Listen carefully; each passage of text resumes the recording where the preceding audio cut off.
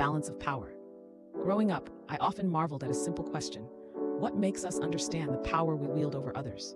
It hits differently when the fingers of our choices press down on someone else's life. I learned this through the eyes of my elder brother Daniel.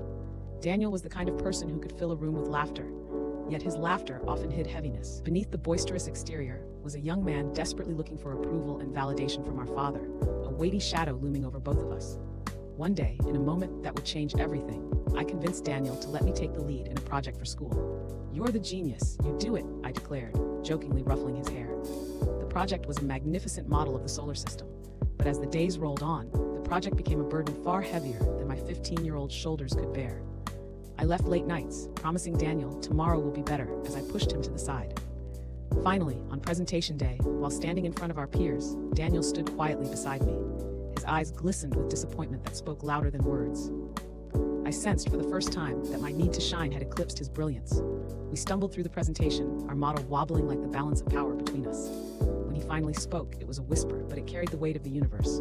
"Why didn't you let me shine too?" At that moment, I realized that power should be shared, not seized. I had tilted the scales without realizing the damage it could cause.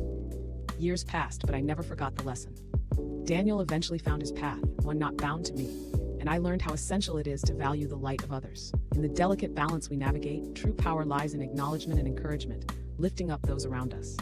So ask yourself, how often do you share the light?